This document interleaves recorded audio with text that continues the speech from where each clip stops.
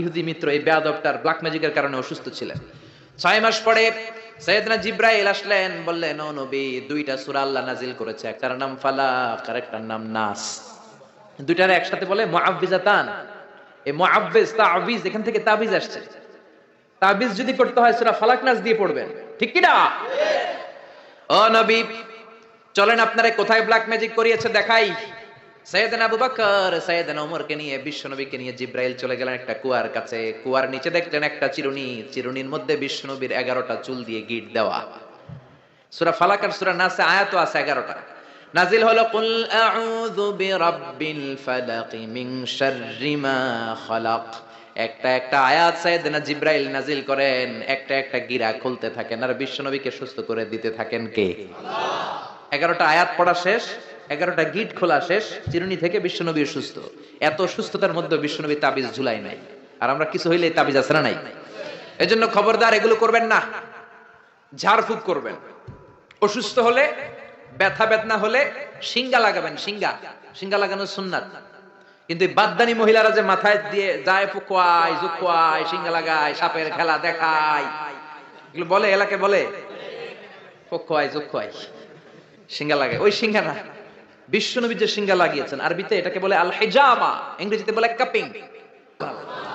এজন্য বিশ্বনবী নিজেও শিঙ্গা লাগাতেন, সাহাবীদেরকেও শিঙ্গা লাগাতে বলতেন। আমাদের সমাজে এখন আমরা শিঙ্গা লাগাই না, ঝাড়ফুঁক করি না, খালি তাবিজের পিছনে দৌড়াই। আজকে থেকে ঝাড়ফুঁক শুরু করবেন। কেউ যদি অসুস্থ হয় সূরা ফাতিহা পড়ে ফু দিবেন। সুস্থ করবে কে? আল্লাহ। বিশ্বনবীর হাতে একবার বল্লা পোকা কামড় দিল, ব্যথার চোটে নবী কাতরায়। মা আয়েশারে বললেন, আয়েশা লবণের পানি গরম দাও, হাতের মধ্যে ঢালো। বিশ্বনবী সূরা ফাতিহা পড়তে লাগলেন আর ফু দিতে লাগলেন। মা আয়েশা লবণের পানি ঢালতে লাগলেন। মা আয়েশার লবণের পানি ঢালাও শেষ, বিশ্বনবীর সূরা ফাতিহা পড়াও শেষ, আঙ্গুলের ব্যথাও। মা আয়েশা বললেন, নবী আপনি সূরা ফাতিহা পড়ে ফু দিলেই তো ভালো হয়ে যায়, আমারে কষ্ট দিলেন কেন? আমার লবণের পানি গরম করতে বললেন কেন? বিশ্বনবী বললেন, আয়েশা লবণের পানির মধ্যে সোডিয়াম ক্লোরাইড আছে। It's a very natural pain killer, natural vaccine. লবণের ভিতরে কি থাকে? সোডিয়াম ক্লোরাইড থাকে। এটা আপনার পেইন কিলারের কাজ করবে। ব্যথার মধ্যে লবণ সিদ্ধ দিয়ে পানি ঢালেন, সুস্থ করে দিবে কে?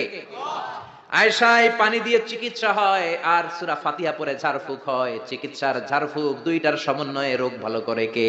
আল্লাহ। অনেকে বলে হুজুর দোয়া করেন আমার জন্য অসুস্থ। কি রোগ? কয় ক্যান্সার। চিকিৎসা করছেন নি? কয় না, খালি দোয়া করেন আপনি।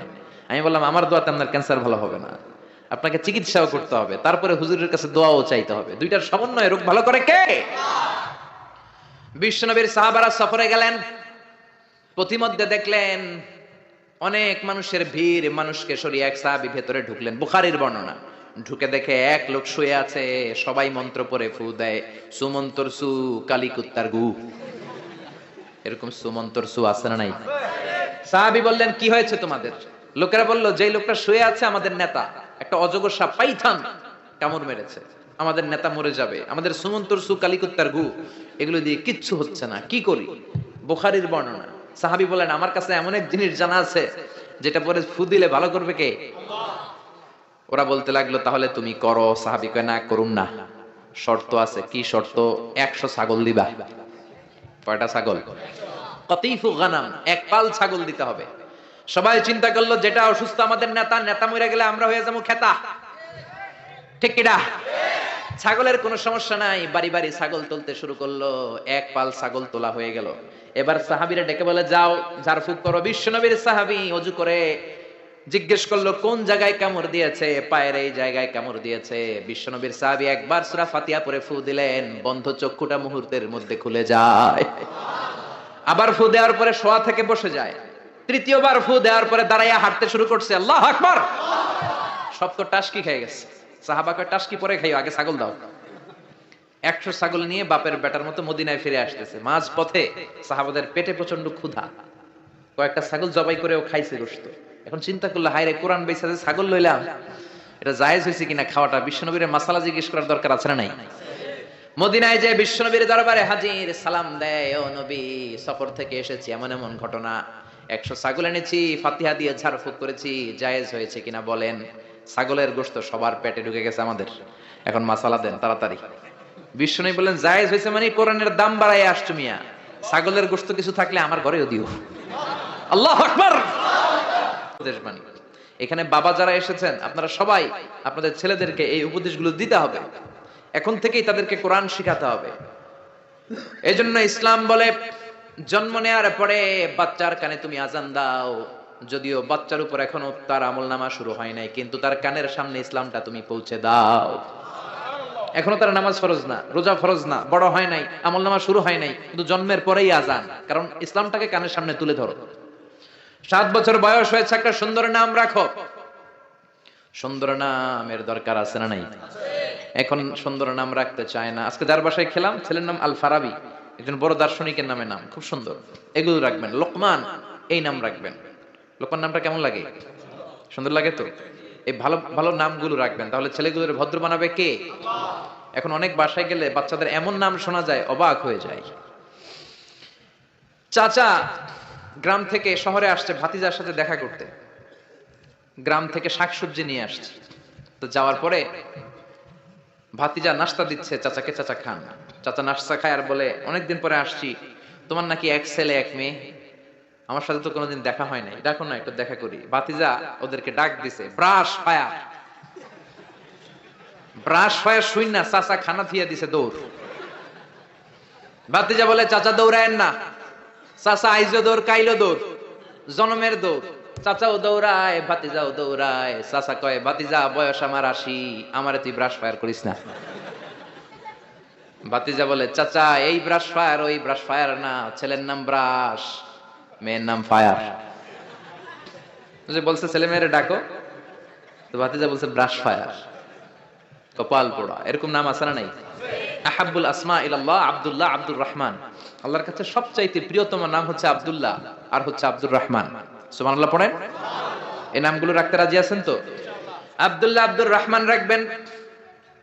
নবীদের নামে নাম রাখবেন, সাহাবাদের নামে নাম রাখবেন, তাহলে ছেলেগুলো ভদ্র হবে, নামাজি হবে, ঠিক কিনা? সাইয়েদনা লোকমান তার ছেলেকে উপদেশ দিলেন 10টা। জোরে বলেন কয়টা? উপদেশগুলো আল্লাহর কাছে এত ভালো লেগেছে, আল্লাহ সরাসরি কোরআনে যেমন যেমন বাবা উপদেশ দিয়েছিল তেমন তেমন আল্লাহ তুলে ধরেছে। এজন্য সব বাবাদের উচিত ছেলেদেরকে উপদেশ দেয়া। ছেলে যত ছোটই হোক, তার কানে আপনি ইসলাম পৌঁছে দেন। জন্মের পরে কানে আজান দেন। বয়স যখন 7 দিন আকিকা দেন। আকিকা অনেকে দেরি করে দেয়, কুরবানির সাথে দেয়, হ্যাঁ আদায় হবে, কিন্তু 7 দিনে দিলে সুন্নাত সম্মত আদায় হবে, ঠিক কিনা? সমান ছোট্টবেলা থেকেই ছেলের জন্য 10টা উপদেশ দিলেন। দুনিয়ার সব বাবাদের উচিত ছেলেদেরকে উপদেশ দেয়া। দিতে রাজি আছেন? রাজি আছেন? রাজি আছেন? বলো, তাকওয়ায় যার কলিজায় তাকওয়া বেশি, সেই আল্লাহর কাছে সেরা, ঠিক কিনা? কিয়ামতের দিন কি প্রধানমন্ত্রীর জন্য আলাদা লাইন, প্রেসিডেন্টের জন্য, এমপির জন্য? কিয়ামতের দিন লাইন 2টা। কয়টা? আসহাবুল ইয়ামিন, আসহাবুশ শিমাল। একটা হবে ডানপন্থী আর একটা বামপন্থী। ডানপন্থীদের হাতের মধ্যে থাকবে লা ইলাহার পতাকা, আলিল্লাহি তাকবীর, আল্লাহু আকবার। আর বামপন্থীদের ওইখানে কিল ঘুষি আছে না নাই? দল 2টা। ওই দিন হবে আসল খেলা, ফাইনাল খেলা, ঠিক কি না? এজন্য ইসলাম বলে, there is no difference between black and white, between upper and lower, between the richer section of the society and poorer section of the society, between the prime minister, member of the parliament and rickshaw puller, factory labor. Everyone is totally equal, 100% equal, completely equal in the eyes of Islam. চিল্লায় এখন ঠিক কি না? সাদায় কালায় পার্থক্য নাই। প্রধানমন্ত্রী, কুলিওয়ালা, ঠেলাওয়ালা, রিকশাওয়ালায় পার্থক্য নাই। পার্থক্য হলো যার কলিজায় তাকওয়া বেশি, সেই আল্লাহর কাছে সেরা। সারাদিন ছাগল চড়াতো, রাতের বেলায় যখন ঘরে ফিরতো, এলাকার মানুষগুলো এরকম বসতো ওনার কথা শোনার জন্য। মাগরিবের পরে হাজার হাজার লোক চলে আসতো এই রাখালের কথা শুনতে, কারণ আল্লাহ তাকে হিকমত দিয়েছে, প্রজ্ঞা দিয়েছে, বিবেক দিয়েছে, কমন সেন্স দিয়েছে। সাইয়েদনা লোকমানের কথা শোনার জন্য হাজার হাজার লোক হয়। লোকমানের মুনিব ভাবে, ঘটনা কি, আমি হলাম ওর মুনিব, আমার কাছে কেউ আসে না। আর এই লোকটা আমার কর্মচারী, কুচকুচে কালো দেখতে, তার কথা শোনার জন্য লোকের আসে কেন? লোকদের জিজ্ঞেস করলো, তোমরা আসছো কেন? আপনার রাখাল ছেলের মাথার মধ্যে এত হিকমত, এত বুদ্ধি, তার কথাগুলো শোনার জন্য আমরা এসেছি। আমার এই রাখালের এত হিকমত, এত বুদ্ধি, দেখি তো কি হিকমত আছে। ডেকে আনলো একবার লোকমানকে। লোকমান, তাআলা হুনা, এদিকে আসো। মুনিব লোকমান ডেকে বলে, ও লোকমান, ইযবাহ শাতান, একটা ছাগল জবাই করো। ওয়া আখরিজ মিনহা আতিয়াবা মুদগাতাইন, এবার ছাগলের সবচাইতে 2টা দামি অঙ্গ ছুরি দিয়ে কেটে আনো।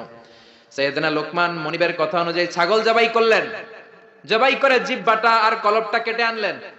বললেন, মুনিব, এই 2টা অঙ্গ সবচেয়ে দামি, এবার মনিব বলল ইযহাব ওয়াজবাহ শাতান উখরা, আরেকটা ছাগল জবাই করো, ওয়া আখরিজ মিনহা আখবাস মুদগাতাইন, এবার সবচেয়ে নিকৃষ্ট দুইটা অঙ্গ কেটে আনো।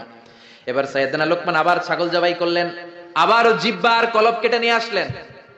মনিব বলে মা হাদা ইয়া লোকমান, ও লোকমান, সবচাইতে উৎকৃষ্ট দুইটা অঙ্গ কেটে আনার জন্য বললাম, জিহ্বা আর কলব আনলা, সবচেয়ে নিকৃষ্ট দুইটা অঙ্গ কেটে আনতে বললাম, তখনও জিহ্বা আর কলব আনলা, ঘটনাটা কি?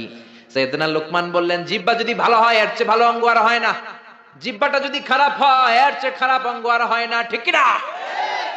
এই জিহ্বা দিয়ে যদি কোরআনের তেলাওয়াত করেন, এই জিহ্বা দিয়ে যদি আপনি আল্লাহর জিকির করেন, এই জিহ্বা দিয়ে যদি কোরআনের দাওয়াত দেন, এই জিহ্বা দিয়ে যদি ভালো ভালো কথা বলেন, এই জিহ্বাটাই হলো সেরা অঙ্গ। আর এই জিহ্বা দিয়ে যদি মিথ্যা কথা বলেন, ওয়াদার খেলাফ করেন, মানুষকে গালি দেন, চগলখুরি করেন, গীবত করেন, জিহ্বার চেয়ে খারাপ কোন অঙ্গ হতে পারে? এজন্য আল্লাহ বললেন আলাম নাজআল লাহু আইনাইনি ওয়া লিসানাও ওয়া শাফাতাইনি ওয়া হাদাইনাহুন নাজদাইন। ও গোলাম, তোরে চোখ দিলাম, ঠোঁট দিলাম, তোরে আমি জিহ্বা দিলাম। জিহ্বা দিলেন কে? জিহ্বা না থাকলে খাবারের স্বাদ নিতে পারতেন? জোরে বলেন। আল্লাহর দেহের অঙ্গগুলার সেটিং এত সুন্দর। এই দেখেন, খাবো, এইখানে মুখ, চাবানোর জন্য ভিতরে দাঁত, ঘ্রাণ নেওয়ার জন্য তার 2 ইঞ্চি উপরে নাক, দেখার জন্য চোখ। আচ্ছা, আমাদের চোখ দুইটা যদি পিছনে থাকতো, এদিকে একটা এদিকে একটা, তাহলে খাওয়ার সময় এটা ভালো কি খারাপ দেখার জন্য এভাবে নেওয়া লাগতো, তাই না? আচ্ছা, নাক যদি এইখানে না থাকে, নাক থাকতো এইখানে পিঠে, পিঠে যদি নাকটা থাকতো, তাহলে খাওয়ার আগে এটা কি ভালো খাবার না বাসি খাবার, আগে নাকের এখানে দেখানো লাগতো, একটু সুইকা দেখে ভালো কিনা, ঠিক কিনা? চোখ যেখানে আল্লাহ রাখলেন, এখান থেকে যদি মাত্র 2 ইঞ্চি উপরে, এইখানে হয়তো বাম চোখটা, এদিকে ডান চোখটা, কি হইতো? ফুটবল খেলতে যায়, ফুটবলে হেড দিতে গেলে চোখ দুইটা ডিমের মতো পোষ হয়ে যেত, ঠিক কিনা? কান দুইটা চমৎকার জায়গায় দিলেন। এই কানটা যদি আল্লাহ এই বগলের নিচে দিত, আর এই ডান কানটা যদি এই বগলের নিচে দিত, আজকে আমার ওয়াজ শোনা লাগতো এইভাবে, ঠিক কিনা? কারণ এইভাবে যদি কান চাপা পড়ে থাকে, কথা শোনা যাবে? সুবহানাল্লাহ কইতে পারলেন না? এইজন্য আল্লাহ বললেন আলাম নাজআল লাহু আইনাইনি ওয়া লিসানাও ওয়া শাফাতাইনি ওয়া হাদাইনাহুন নাজদাইন। তোরে জিহ্বা দিলাম, জিহ্বা দিয়ে স্বাদ নেয়ার সুযোগ দিলাম। আমাদের এই যে জিহ্বা, নরম নরম টিস্যু দিয়ে আল্লাহ এই জিহ্বাটারে বানিয়েছেন। এই জিহ্বার পার স্কয়ার সেন্টিমিটারে টেস্ট বার্ড আছে 84টা। সেই হিসাবে আমাদের পুরো জিহ্বা দিয়ে আমরা কয়েক হাজার ধরনের খাদ্যের স্বাদ আস্বাদন করতে পারি। কোন সুবহানাল্লাহ। এত নরম অঙ্গ দেহের আর দ্বিতীয়টা নাই। একটা চুল যদি জিহ্বার মধ্যে পড়ে যায়, সেটাও টের পাওয়া যায়, জোরে কোন ঠিক কিনা? এজন্য রব্বুল আলামিন সাইয়েদনা মুসারে ডেকে বললেন, ও মুসা, তোর মেজাজ দিয়েছি গরম, কিন্তু জিহ্বা দিয়েছি নরম। ফেরাউনের কাছে যখন দাওয়াত নিয়ে যাবা, গরম মেজাজটা নিয়ে যেও না, নরম জিহ্বাটা দিয়ে নরম নরম ভাষায় দাওয়াত দিবা। ফাকুলা লাহু কাওলান লাইনান লাআল্লাহু ইয়াতাযাক্কারু আও ইয়াখশা। ও মুসা, তুমি আর তোমার ভাই হারুন ফেরাউনের কাছে যখন যাবা, মেজাজ গরম দেখায় না, মেজাজ দিছি গরম, কিন্তু জিহ্বা দিছি নরম। নরম জিহ্বা দিয়ে নরম ভাষায় দাওয়াত দিবা, হয়তো ফেরাউনের কপালে খুলে যেতে পারে, ঠিক কি না? এজন্য লোকমান জিহ্বা কেটে এনে বলল, জিহ্বাটা সবচেয়ে ভালো আবার সবচেয়ে খারাপ। কলব কেটে এনে বলল, কলবটা সবচেয়ে ভালো সবচেয়ে খারাপ। কলবে যদি আপনি আল্লাহরে বসান, এই কলবের ভেতরে যদি আল্লাহরে জিকিরে বসান, এই কলবের মধ্যে যদি সবার জন্য ভালোবাসা থাকে, পিস তারা কোরআনের দাওয়াত দেয়, যারা মুফাসসিরে কোরআন, যারা খতিব, যারা ইমাম সাহেব, আল্লাহ তাদেরকে বললেন দাওয়াত দেওয়ার সময় হিকমতের সাথে দিবা। উদউ ইলা সাবিলি রাব্বিকা বিল হিকমাতি ওয়াল মাউইযাতিল হাসানাতি ওয়াজাদিলহুম বিল্লাতী হিয়া আহসান। উদউ ইলা সাবিলি রাব্বিকা, আল্লাহর রাস্তায় দাওয়াত দাও। কিভাবে দিবা? বিল হিকমা, হিকমতের সাথে দিবা। হিকমত আল্লাহ সবারে দেয় না। ইউতিল হিকমাতা মান ইয়াশা ওয়া মান ইউতাল হিকমাতা ফাকাদ উতিয়া খায়রান কাসীরা। আল্লাহ হিকমত দেন, কিন্তু সবাইরে নয়, যারে দেন তার কপাল রে উজালা করে দেন। হিকমতের আরেক অর্থ সুন্নাহ। বিশ্বনবী ইউআল্লিমুহুমুল কিতাব ওয়াল হিকমা, কিতাব শিখাবে আর বিশ্বনবীর সুন্নাত শিখাবে। এই সব হিকমত আল্লাহ লোকমানকে দিয়েছেন। এজন্য রব্বুল আলামিন আমাদেরকেও হিকমত দেখ, আমরা চাই কি চাই না? চাই কি চাই না? সবাই পড়েন আল্লাহুম্মা উরযুকনা আল হিকমা। ও আল্লাহ, আপনি আমাদেরকে হিকমত দেন। পড়েন আমিন। শুকরিয়া করবা, কারণ শুকরিয়া করলে নেয়ামত বাড়ায় দেয় কে? শুকরিয়া না করলে নেয়ামত কেড়ে নেয় কে? লা ইন শাকারতুম লা আযীদান্নাকুম ওয়া লা ইন কাফারতুম ইন্না আযাবি লাশাদীদ। ও বান্দা, যদি আমার নিয়ামতের শুকরিয়া করো, এই যে ভাত খাও, এই যে মাছ খাও, গোশত খাও, এই যে বাতাস নাক দিয়ে বাতাস নাও, এই যে প্রাণ ভরে তুমি পানি খাও, এই যে আমি নিয়ামত দিয়েছি, নিয়ামতগুলোর শুকরিয়া যদি করো, নিয়ামত বাড়ায় দিবে কে? আর যদি নাশুকরি করো, জেনে রাখো আমার আযাব বড় কঠিন। ইন্না বাতশা রাব্বিকা লাশাদীদ। আমার পাকড়াও বড় কঠিন। আমি আল্লাহ সব সময় ধরি না, কিন্তু যখন ধরি তখন ধরে ধরে ধরে না ধরলে আল্লাহ, জোরে বলেন, ধরে ধরে ধরে না ধরলে আল্লাহ। সব সময় ধরি না, কিন্তু ধরলে ছাড়ি না। ফেরাউন রে ধরে না কিন্তু যখন ধরছে তখন আর। নমরুদ রে ধরে না কিন্তু যখন ধরছে মশার কামড় দিয়ে দুনিয়া থেকে শেষ। ফেরাউনকে সাগরের মধ্যে সুবানি খাওয়াইছে কে? আব্রাহার বাহিনীকে আবাবিল দিয়ে ধ্বংস করলো কে? তার মানে সব সময় ধরে না, অনেক ছাড় দেয়। ফামাহিলিল কাফিরিন আমহিলহুম রুয়াইদা। কাফেরদেরকে আমি ঢিল দেই, চান্স দেই, সময় দেই, দেখি ফিরে আসে কিনা, দেখি তওবা করে কিনা, দেখি মসজিদে ঢুকে কিনা, দেখি নামাজি হয় কিনা, দেখি ভালো মানুষ সাজে কিনা। জোরে কোন ঠিক কিনা? আমরা যখন ঘুড়ি উড়াই, হাতে থাকে কি? নাটাই থেকে আমরা সুতায় ঢিল দেই, তাই না? ঘুড়ি ডানে যায়, বায়ে যায়, কি আরাম, উঠতেছে এই আকাশে, এদিকে যায় ওদিকে যায়। তার মানে কি এই যে ঘুড়ির আর ফিরে আসা লাগবে না? আশা লাগবে কি লাগবে না? সুতা আমরা ঢিল দেই, ঘুড়ি আকাশে উড়ে। সন্ধ্যাবেলায় নাটাই ধরে যখন সুতায় টান দেয়, ঘুড়ির ফিরে আসা লাগে কি লাগে না? এই জন্য সুযোগ পেয়ে গাদ্দারি করো না, নাফরমানি করো না। সুতায় ধরে যখন টান দিবেন ফিরে আসা লাগবে, ঠিক কি না? না, আল্লাহর ক্ষমতা অনেক বেড়ে যাবে আমরা শুকরিয়া করলে। বেড়ে যাবে। আল্লাহ বলে, গোলাম, পৃথিবীর সবাই যদি মুত্তাকি হয়ে যাও, দুনিয়ার সবাই যদি নামাজি হয়ে যাও, আল্লাহর ওলি হয়ে যাও, আমার কোনো লাভ নাই, লাভ তোর। আর সবাই যদি কাফের হয়ে যাও, আমি আল্লাহর লস নাই, লসও তোমার। জোরে কোন ঠিক কিনা? সহিহ মুসলিমের বর্ণনা, দুনিয়ার সবাই যদি কাফের হয়ে যায়, মুশরিক হয়ে যায়, আমি আল্লাহর ক্ষমতার 1 ইঞ্চিও কমবে না। সবাই যদি জিকির করে ওলি হয়ে যায়, আমি আল্লাহর ক্ষমতার 1 ইঞ্চিও বাড়বে। লাভ লস কার? কয় আল্লাহর। লাভ লস কার? কার? আরো জোরে সবাই বলেন। লাভ লস আমাদের। ওমান কাফারা ফাইন্নাল্লাহা গনিয়্যুন হামিদ। আর যদি কুফরি করো, জেনে রাখো আল্লাহ অমুখাপেক্ষী, আল্লাহর কিছু লাগে না, লাগে আমাদের। আমাদের প্রয়োজনে আমরা আল্লাহর কাছে ঠেকা, আল্লাহ কারো কাছে ঠেকা নাকি? আমাদের প্রয়োজনে আমরা আল্লাহর কাছে চাই, আল্লাহ কারো কাছে চাই নাকি? এবার সাইয়েদনা লোকমান ছেলেরে দাওয়াত দিবেন, ছেলেরে উপদেশ দিবেন। শুরু করলেন উপদেশ। ও নবী, স্মরণ করুন ওই সময়ের কথা যখন লোকমান তার ছেলেকে উপদেশ দিচ্ছে। এজন্য ছেলেরে নসিহত করবেন, উপদেশ দিবেন। বিবিকে নসিহত করবেন। কোরআনে আল্লাহ বলেছে ফাইদুহুন্না, বিবিরে ওয়াজ করো। আমরা ওয়াজ করতে চাই না, ফ্যামিলি মিটিং নাই, ছেলেদেরকে আমরা কিছু বলি না, ছেলেদেরকে উপদেশ দিবেন। লোকমান বলল, ইয়া বুনাইয়া, ও আমার বাজান, ও আমার কলিজার টুকরা সন্তান। আদর করে বলবেন, ধমক দিবেন না, এই হারামজাদা, গোলামের পোলা গোলাম, নামাজ পড়ছ না, আজকে তোর একদিন কি আমার একদিন। পোলাই কেবল, ঠিক আছে, আজকে আমনের একদিন, আরেকদিন আমার, ঠিক না? কাজ হবে না। নরম ভাষায় দরদ নিয়ে বলবেন। হৃদয় নিংড়ানো দরদ নিয়ে কোনো কথা বললে ওই কথাটা আরেকজনের হৃদয় স্পর্শ করে, ঠিক কি না? এজন্য দাওয়াতের ভাষা হতে হবে খুব হৃদয় স্পর্শী, নসিহত হতে হবে খুব কোমল ভাষার। অনেকে নসিহত করে মনে হয় যে আমার কিলাই বানানো আছে না, নাই, এটা তো নসিহত না, এটা ঝগড়া। বাবা ছেলের ডাক দিল, ইয়া বুনাইয়া, ও আমার বাজান, ও আমার কলিজার টুকরা, ও আমার বৎস, ও আমার সন্তান, ও আমার কলিজার টুকরা, এরকম দরদ মাখা কণ্ঠে, ও আমার বাজান, ও আমার সন্তান, এভাবে ডাক দিবেন। কলিজার টুকরা সন্তান বলে প্রথম উপদেশ দিচ্ছেন, লা তুশরিক বিল্লাহি ইন্নাশ শিরকা লাযুলমুন আযীম। ও আমার কলিজার টুকরা সন্তান, শিরক করো না। কি করো না? সবাই বলেন, কি করো না? শিরক করো না, কারণ ইন্নাশ শিরকা লাযুলমুন আযীম, শিরক হলো বড় জুলুম।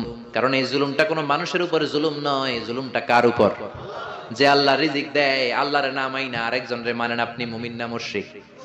যে আল্লাহ আপনার স্রষ্টা, তার ইবাদত না করে আরেকজনের ইবাদত করেন, আপনি মুমিন না মুশরিক? এজন্য বললেন, লা তুশরিক বিল্লাহ, শিরক করো না।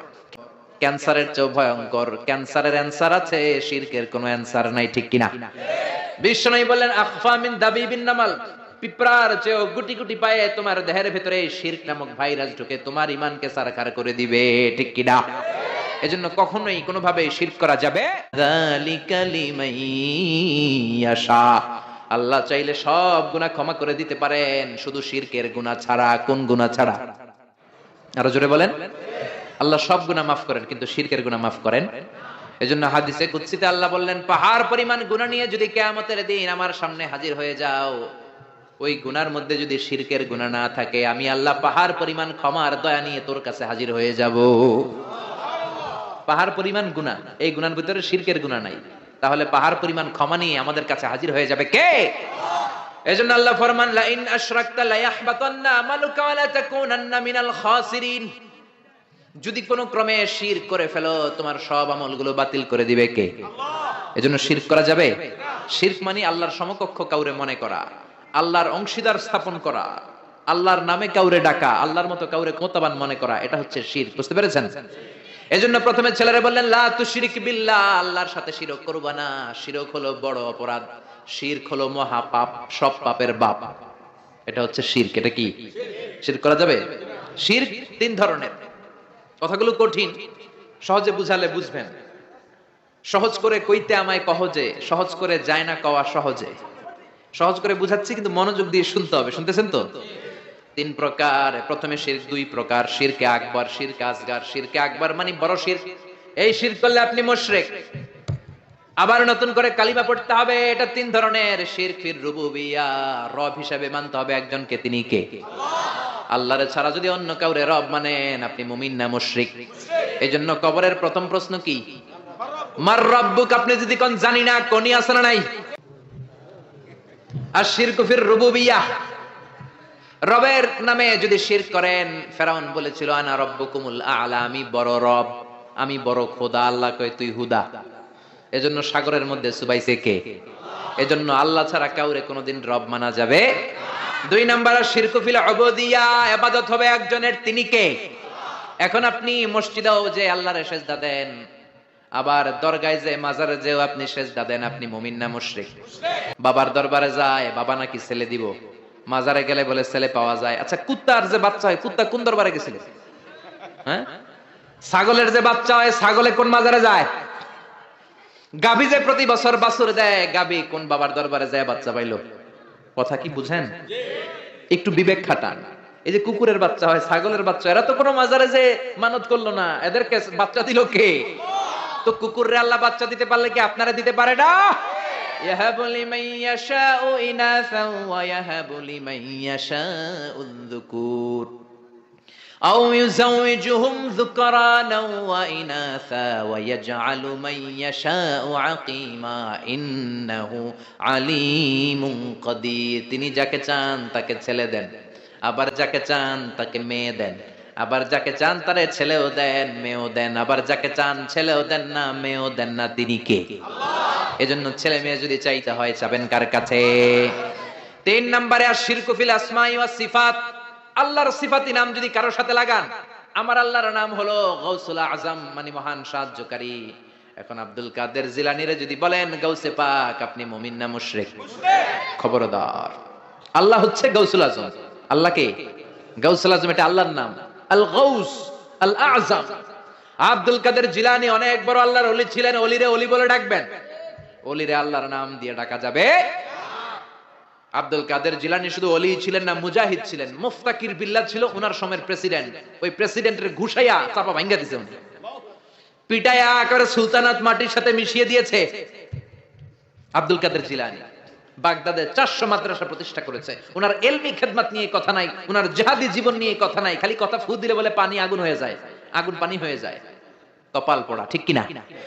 খাজা মাইনুদ্দিন চিশতি রাহিমাহুল্লাহ অনেক বড় আল্লাহর ওলি ছিলেন। তার চেয়ে বড় পরিচয় হলো মুজাহিদ ছিলেন। পৃথ্বীরাজের সিংহাসন হিন্দুস্তানে লাথি মেরে উড়িয়ে হিন্দুস্তানের মতো জায়গার মধ্যে কালিমার পতাকা গেড়েছেন, ঠিক কিনা? এই ওয়াজগুলো করে না, শুধু বলে ফু দিয়া এটা করছে, জায়নামাজ বিছাইয়া সাগর পার হইছে, খালি এই ওয়াজ করে।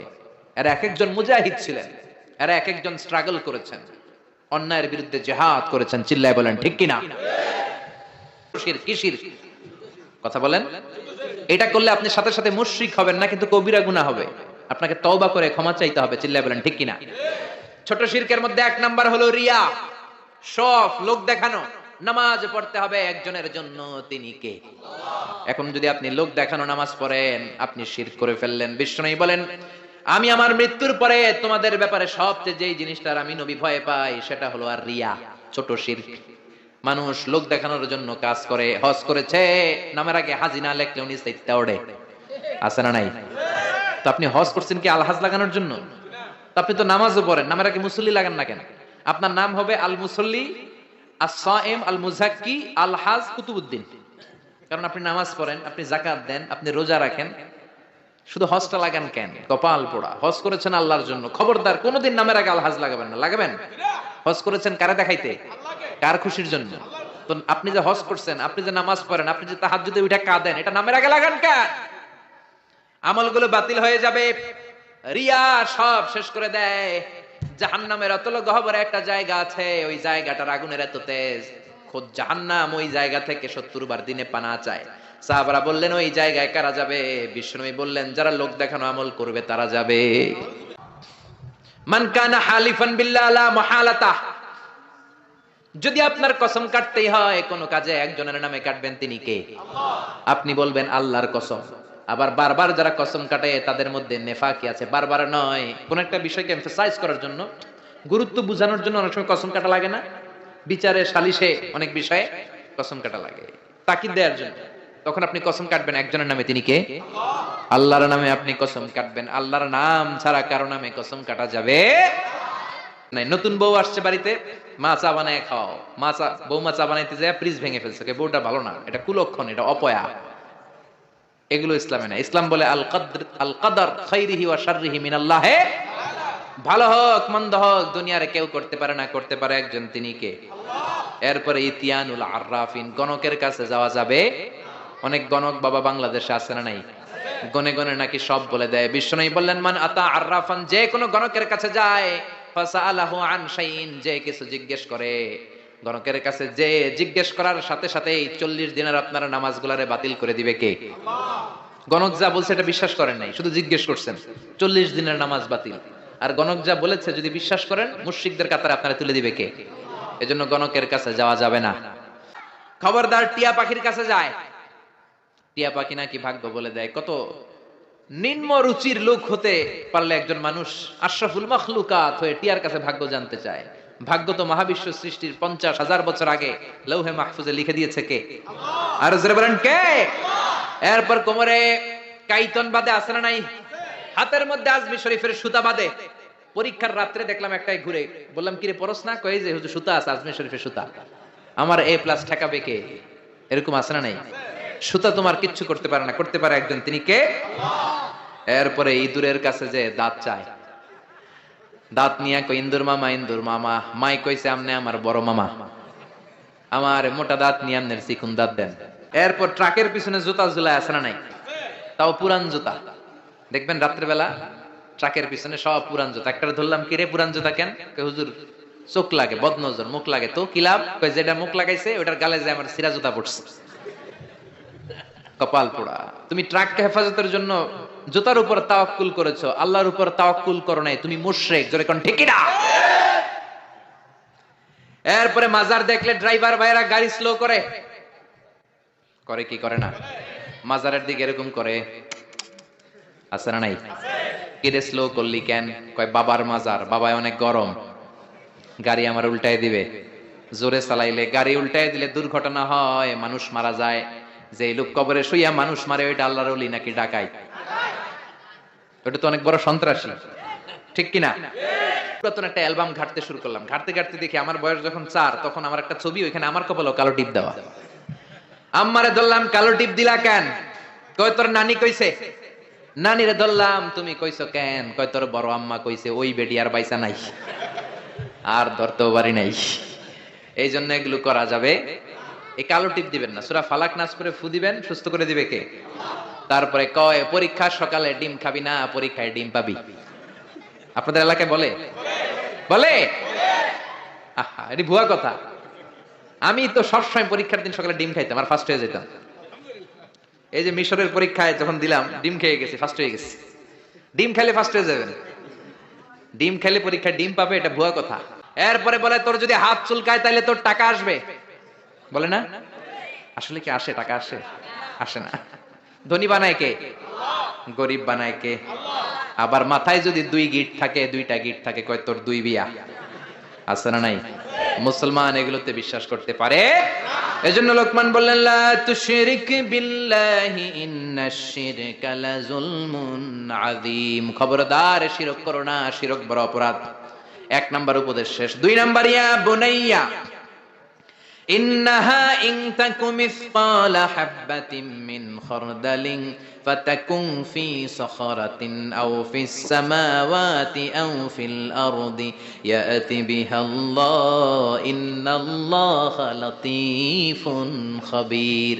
প্রথম উপদেশ দিলেন, বাবা শিরক করিস না, শিরক বড় পাপ, সব পাপের বাপ। ক্যান্সারের অ্যান্সার আছে, শিরকের কোনো অ্যান্সার? দরজা বন্ধ করে, লাইট অফ করে রাতের বেলা পাপ করলেন, কেউ দেখে নাই, দেখছে কে? তিনি লাতীফুন খাবীর, সূক্ষ্মদর্শী। তিনি থাকেন অনেক উপরে, সাত আকাশ, সিদরাতুল মুনতাহা, বাইতুল মামুর, লাউহে মাহফুজ, তারপরে আল্লাহর আরশ, তারপরে কুরসি, তার উপরে আল্লাহর ৭০,০০০ নূরের পর্দা। সেখান থেকে আল্লাহ সপ্তম জমিনের নিচেও যদি অমাবস্যার রাতে কোন পিপিলিকা, পিঁপড়া নীরবে নিঃশব্দে হেঁটে যায়, এত উপর থেকে ওই পিঁপড়ার আওয়াজও আল্লাহ শুনতে পান। যেটা করো কিয়ামতের দিন তোমার সামনে তুলে ধরবে কে? এটাকে বলে সেন্স অফ অ্যাকাউন্টেবিলিটি, জবাবদিহিতার চিন্তা। এই সফটওয়্যার, তাকওয়া নামক এই সফটওয়্যার যদি ছেলের মাথায় ইনস্টল করে দেন, এই ছেলে আর কোনোদিন বেয়াদব হবে না, এই ছেলে বেনামাজি হবে না, এই ছেলে বেরোজগার হবে না, এই ছেলে ডাকাত হবে না। চিল্লা এখন ঠিক কিনা? তিন নাম্বার উপদেশ, ইয়া বুনাইয়া আকিমিস সালাতা ওয়া আমুর বিল মা'রুফি ওয়ানহা আনিল মুনকার। ইয়া বুনাইয়া, ও আমার ছেলে, আকিমিস সালাহ মানে কি? সালাতে কায়েম করো, সালাতে কায়েম করো, হবে সম্মানী তুমি, হবে জান্নাতি তুমি, হবে জান্নাতি তুমি, হবে সম্মানী তুমি, দিবে কাল হাসরে শীতল ছায়া আরশে আজিম। রাব্বিয়াল আলা রাব্বিয়াল আযীম, রাব্বিয়াল আলা রাব্বিয়াল আযীম। আল্লাহু আকবার। আউয়ালু মা ইউহাসাবু বিহিল আবদু ইয়াউমাল কিয়ামাতি আস-সালাহ। কিয়ামতের দিন প্রথম যে আল্লাহ হিসাব যেটার চাইবেন সেটা কি? নামাজ। নামাজের হিসাব যদি সহজ হয়, সব সহজ করবে কে? নামাজের হিসাব কঠিন হলে কঠিন করবে কে? এজন্য বিশ্বনবী বললেন, মুরু সিবিয়ানাকুম বিস-সালাতি হুম ৭ সিনিন। ছেলের বয়স যখন ১০ বছর, নামাজের আদেশ দাও। আর ছেলের বয়স যখন ৭ বছর, নামাজের আদেশ দাও। ১০ বছর হলে নামাজের জন্য শাসন করো, ঠিক কিনা? ৭ বছরে আদেশ করবেন, সাথে সাথে নিয়ে যাবেন। ১০ বছরের নামাজ না পড়লে শাসন করবেন, চোখ গরম করবেন, রক্তচক্ষু দেখাবেন, প্রয়োজনে পিটাবেন। তারপরেও নামাজে নেওয়ার দরকার আছে না নাই? ৭ বছর বয়স থেকেই যদি আপনি নামাজের কথা বলেন, ১০ বছর এমনি ছেলে পাক্কা নামাজি হয়ে যাবে, ঠিক কিনা? দুনিয়ার আগুনের জন্য, দুনিয়ার আগুন থেকে বাঁচাতে হলে ছেলেকে যদি ডাকতে হয়, জাহান্নামের আগুন থেকে যদি বাঁচাতে চান, ডাকার দরকার আছে না নাই? এজন্য দিন শুরু হবে ফজরের নামাজ দিয়ে। কোন নামাজ দিয়ে? জোরে বলেন। বাবা যারা আছেন নামাজের দাওয়াত দিবেন। এরপরে ৪ নম্বরে বললেন ওয়া আমরু বিল মা'রুফ, ভালো কাজের আদেশ দাও। ৫ নম্বরে বললেন ওয়ানহা আনিল মুনকার, খারাপ কাজের নিষেধ করো। ভালো কাজের আদেশ, খারাপ কাজের নিষেধ, এগুলো করো। কুনতুম খায়রা উম্মাতিন উখরিজাত লিন-নাসি তা'মুরুনা বিল মা'রুফি ওয়া তানহাউনা আনিল মুনকার। ভালো কাজের আদেশ দাও, মন্দ কাজের নিষেধ। বাচ্চাদেরকে এগুলো শিখাবেন। পাপ থেকে বাঁচলে হবে না, সমাজটারও পাপ থেকে বাঁচানোর দরকার আছে না নাই? আপনি যদি বলেন আমি তো নামাজ পড়ি, হেরা না পড়লে আমার কি, আমি পাপ করি না, ওদেরকে আমি বাধা দিব না, আমার কি? আযাব আর গজব আসলে আপনিও বাঁচবেন না, আপনি সবার আগে ভুগবেন, ঠিক কি না? পাশের লোকদেরকে নামাজের দাওয়াত না দেন, ভূমিকম্প আসলে শুধু এই জালেমরা মরবে না, আপনারা আলেমরাও মরবেন, কোন ঠিক কি না? জালেমও মরবে, আলেমও মরবে। এজন্য আল্লাহ বললেন ওয়াত্তাকু ফিতনাতাল্লাতী লা তুসিবান্নাল্লাযীনা যালামু মিনকুম খাসসা। ওই আযাবকে ভয় করো, যে আযাব যখন আসে শুধু জালেমের উপর আসে না, আলেমের উপরও আসে, ঠিক কি না? মুসা আলাইহিস সালাম আল্লাহরে বললেন, আল্লাহ তুমি এলাকায় যখন ভূমিকম্প দাও, আযাব দাও, শুধু জালেমদের উপরে দাও না, আলেমদেরকেও মেরে ফেলো। শুধু পাপীদেরকে মারো না, ভালো মানুষদেরকেও তো মেরে ফেলো, কারণটা কি? আল্লাহ আযাব আর গজব দিলে শুধু খারাপ মানুষদেরকে মারো না কেন, ভালোদেরকেও মারো কেন? আল্লাহ বললেন প্রশ্নের উত্তর আমি দিব না, তুমি নিজে পেয়ে যাবা। মুসা আলাইহিস সালাম হাঁটতে শুরু করলেন, শুনতেছেন নাকি ঝিমানি ধরছে? হাঁটতে হাঁটতে বিশ্রামের জন্য এক গাছের নিচে বসলেন, বসে ঘুমায় গেলেন। ওই গাছের নিচে ছিল 20 পিঁপড়ার বাসা। 3টা পিঁপড়ে এসে মুসা নবীর পায়ে কামড়াতে শুরু করলেন। 20 পিঁপড়ার কামড়ানির চোটে নবী মুসার ঘুমাতে পারে না, উঠে গেছে ব্যথায়। এই নবীর মেজাজ কি গরম না নরম? মেজাজের চোটে ঘুম থেকে উঠে পা দিয়ে পিষে পিষে পুরো বাসাটারে নাস্তানাবুদ করে দিলেন। পুরা পিঁপড়ার বাসা সে সবগুলা পিঁপড়া পা দিয়ে পিষে পিষে মারলেন। আল্লাহ ডেকে বললেন, ও মুসা, কামড় দিছিল কয়টা পিঁপড়া? সব ডেরে মারলা কেন? সবগুলারে শেষ করলা কেন? আল্লাহ ডেকে বলে, মুসা, আযাব আর গজব যখন আমি দেই বেছে বেছে দিতে পারি না, দিলে একসাথে সবাই রে দেই, ঠিক কি না? এই জন্য নামাজ একা পড়লে হবে না, সবাই রে নামাজের দাওয়াত দেওয়ার দরকার আছে না নাই? এরপর আল্লাহ বললেন, ওয়াসবির, সবর করো। ছেলে যদি নামাজি হয়, ভালো কাজের আদেশ দেয়, খারাপ কাজের নিষেধ করে, ওই ছেলের উপর আযাব আর শাস্তি আছে না নাই? আপনি নামাজি হবেন, আপনি সৎ কাজের আদেশ দিবেন, অসৎ কাজের বাধা দিবেন, আপনার উপর জুলুম আসবে না, ধমকি আসবে না, বাতিলের তীর আপনার গায়ে আসবে না। এটা তো হতে পারে না, জোরে কোন ঠিক কি না? বাস্তব ইসলামের পথে যদি থাকেন, আপনার উপর আযাব আসবে, আপনার উপর শাস্তি আসবে। এই কাগজের মধ্যে যদি কলম দিয়ে পানি লেখেন, এই কাগজটা ভিজবে না। এটার মধ্যে যদি আগুন লেখেন, কাগজটা পুড়বে না। কিন্তু বাস্তব আগুন যদি ধরিয়ে দেন, পুড়তে দেরি হবে। বাস্তব ইসলামের পক্ষে যদি থাকেন, আযাব আসতে দেরি হবে না। হকের কথা যদি বাস্তবিক ভাবে সমাজের মধ্যে ছড়িয়ে দেন, বাতিলের তীর আপনার দিকে ছুটে ছুটে আসবে, ঠিক কি না? মানুষের দিক থেকে মুখ ফিরিয়ে নিও না, মানুষের সাথে মেলামেশা করো। তারপরে বললেন, ওয়ালা তামশি ফিল আরদি মারাহা। 7 নম্বরে বললেন, অহংকার করো না। অহংকার করে তুমি কিচ্ছু করতে পারবা? অহংকার পতনের মূল। এক একটা অনেক লম্বা আলোচনা, আমি শেষ করে দিচ্ছি। সব শেষে আল্লাহ বলেন, ওয়াকসিদ ফি মাশিকা ওয়াগদুদ মিন সাউতিকা ইন্না আনকারাল আসওয়াতি লাসাউতুল হামির। ওয়াকসিদ ফি মাশিক, চলার সময় শালীনভাবে চলো, ভদ্রভাবে চলো। যুবক ছেলেরা 5টা 7টা ছেলে একসাথে বের হলে কাউরে আর চোখে পড়ে না, রক্ত গরম মনে করে ওর বাবার রাস্তা। এরকম বেয়াদব ডাকাইত আছে না নাই? ছেলেগুলো এগুলো শিখাইতে হবে তো। মুরগির পেট থেকে বেরোলে এটা মুরগির বাচ্চা, ছাগলের পেট থেকে বেরোলে এটা ছাগলের বাচ্চা, মানুষের পেট থেকে বেরোলেই ওটা মানুষের বাচ্চা না, মানুষ না, ওটার মানুষ বানাইতে হবে, ঠিক কি না? এই জন্য বাবা ছেলেরা শিখাবেন, ভদ্রভাবে রাস্তায় হাঁটো। গাড়িতে সিট পেয়েছো, 80 বছরের মুরব্বী সিট পায় নাই, তুমি যুবক মানুষ দাঁড়িয়ে যাও, মুরব্বী বাজানরে বসতে দাও। ওই মুরব্বীর দোয়াতে তুমি আল্লাহর ওলি হয়ে যাবা, ঠিক কি না? ওয়াগদুদ মিন সাউতি, কণ্ঠটারে নিচু করো, মোলায়েম ভাষায় কথা বলো। ইন্না আনকারাল আসওয়াতি লাসাউতুল হামির, যারা বড় গলায় কথা বলে, আল্লাহ তাদের গলাকে গাধার গলার সাথে তুলনা করেছে। দেখবে, শিরকের ব্যাপারে সচেতন করবেন, সালাতের ব্যাপারে আদেশ করবেন, মেয়েদেরকে হিজাব পড়াবেন, আল্লাহর পরিচয়টা সবার আগে দিয়ে দিবেন। ভালো কাজের আদেশ যেন দেয়, নিজেও করে, অন্যরাও বলে, অন্যায় দেখলে যেন বাধা দেয়, শিখায় দিবেন। মানুষের সাথে যেন মেলামেশা করে, ছেলে যেন সামাজিক হয়, অসামাজিক যেন না।